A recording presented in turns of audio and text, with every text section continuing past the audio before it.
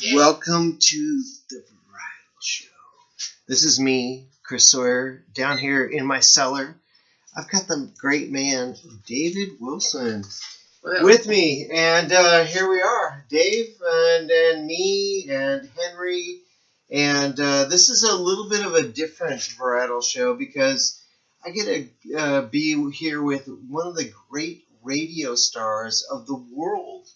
Right now, Henry's very humble. Don't say that. Don't I know, Henry? Sorry, but this is one of the great things is to have a wonderful personality on the radio with me in my cellar. I like this, and Dave, welcome. Thank you. This is awesome. I appreciate it. Henry just took a dump on your floor. That was good. Let's not go there, but yes, this did happen, and we cleaned it up rather well. He had a little bellyache. He had a little bit too much Pinot, and that was it. And I should have done the pork and Pinot pairing for Henry. I understand that. Don't do that for dogs. No. It doesn't work. No. Dogs really, honestly, they're really about Syrah. Honestly, it's a good argument for Syrah, you guys. Welcome. Thank you. The fact is that you're up here in Sonoma County. It's an interesting time period. Being here, you were here in Sonoma County and also in Napa Valley. So let's talk a little bit about your excursion coming up because. To be really honest, I'm usually on your shows. and this is a first, but I can't really talk about my excursion because it is top secret. It's top secret. It's highly confidential. You guys can't. What do you want to know? What do you want to know? Can't know anything about that except for what we're going to tell you. Can I just say one thing before we get into this? Yeah. I have heard about the legendary Sawyer cellar, and I thought it was just like about kind of like Saskatchewan. It was just a rumor. Yeah. But it's true. And I walked around, and you can't see it on camera right now because you got to fix the camera. No, but, it's too. I gotta hide that stuff. Yeah, but over there, folks, over there. You see my finger pointing over there? There's a wall. It's a wall of wine. It is the wall of wine. And I just randomly, I did a fantasy thing. I just pulled the bottles out. Yeah. To just see, if somebody would just give me a bottle, it would be this one. And I put two back, and I took the third one, and that's the one that we got home with me. Yeah. It's the deal. That's the thing about Conti, that was something. Yeah. Oh, wow. But, that's the thing about collecting wines and loving wines. I think that's the most important thing about what we do is just loving wines. And I think that's the wonderful thing about our relationship is just really getting to know each other through wine. And that's the thing. I think the first time that you and I ever got together was through Sunset, where they said, Chris, you need to go meet this guy. You need to be on his show. Oh, wait. There was a time before that, though. Oh, yeah? You're forgetting. Oh. So you and I got together because I was doing a show on pairing Academy Award nominated films with wines, and I thought it was my idea, and then somebody says, hey dude, there's this guy up in Sonoma, this has been his shtick forever, and I go, well, we'll see about that. And then I called you up and I had you on, and we had the best time. It was a crazy good time. There's a reason this man is down in my cellar right now. And we went head to head. We set the ground rules, and then you picked your films, I picked mine, and then we defended them to the death. I loved it. And because it was my show, every time you made a good point, I edited it out. And it was... I love it. Does this dog make me look fat? I'm just wondering. He does. No, he's protected. Why are you wrestling? Why are you struggling, Henry? It's a wonderful thing to have this man here with me. You were over in Napa Valley. Here we are in Sonoma County right now, and it's been an interesting few days. We've had a few interesting things with fires and some interesting mornings that start out with lightning strikes in August. Anyone experience this? Because we did. So it's you know been what's crazy. you know what's crazy weird about that is so I came up here to do a story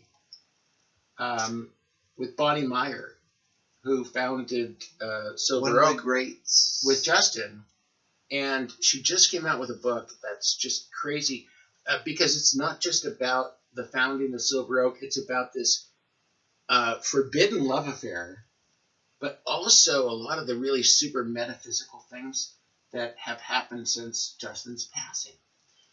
So I was informed that crazy stuff could happen, right? So she invited me to stay at her pool house right next to the main house. This is where Justin and her lived and had this wild romance. And so I curl up to go to sleep. And I got Henry with me, my little boy, which I adopted from my mom who passed away last month. So Henry's with me, and this is a little weird for him. And anyway, I'm sound asleep, comfortable, the most comfortable bed.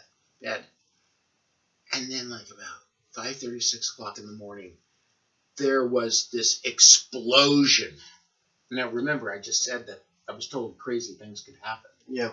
And I'm going like, oh no, this is way bad. This little dog launched into air. I mean, this bed is up kind of high.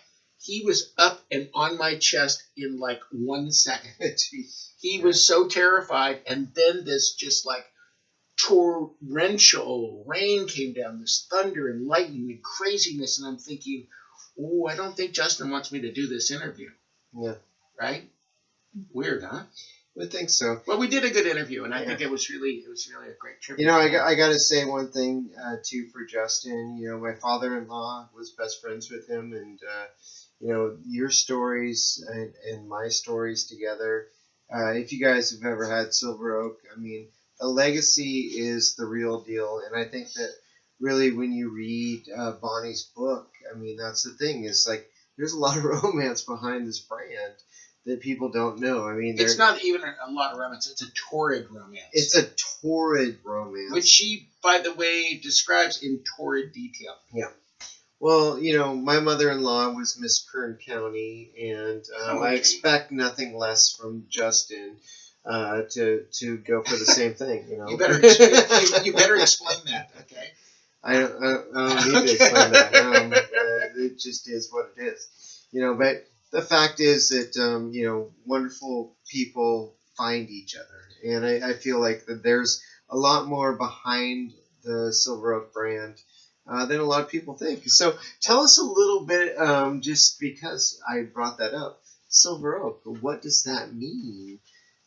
So first of all, the thing that I think is most important about the interview that I did was that that Silver Oak is, like a lot of brands, super misunderstood, because I think people kind of look at it and they go, oh, it's a shishi wine, it's expensive, you know, most people can't afford it, it's for special occasions and whatnot, and it's just rich people making fancy wine and getting top dollar for it, which is absolutely 100% not true.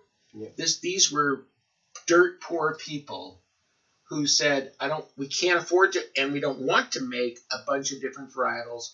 All we want to try to do is make the best Cabernet in the world at a time when there were only 8 wineries really that were producing wines in California. Interesting information. Their story is that they had 2 possessions of value: a dog, a golden retriever, and a car. That's it. And they were able to find somebody to invest in the winery, and they succeeded. At a time when Cabernet Sauvignon in California wasn't even, it was unheard of. The wines were so good that within 3 years, 3,000 people would wait on release day in line, sleep in their cars to get this wine from these very humble people who didn't originally have 2 nickels to rub together and were not at all about making tons of money. They were about making tons of great wine.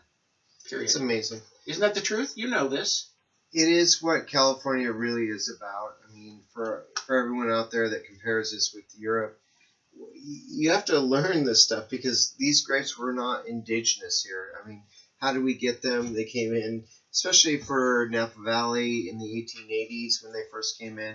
And I mean, to be really honest, I mean, to put this on tables across the nation, I think Silver Oak is one of the greatest beacons of that movement. It's the benchmark, and I will just simply end by saying that the California wine community really began with humble farmers, not people that were trying to get rich. Yeah, absolutely. And I love those people. I've met so many of them. I love them. That's your lesson from the cellar right now. Thank you guys for tuning in to the Varietal Show, and especially with my great friend Dave Wilson.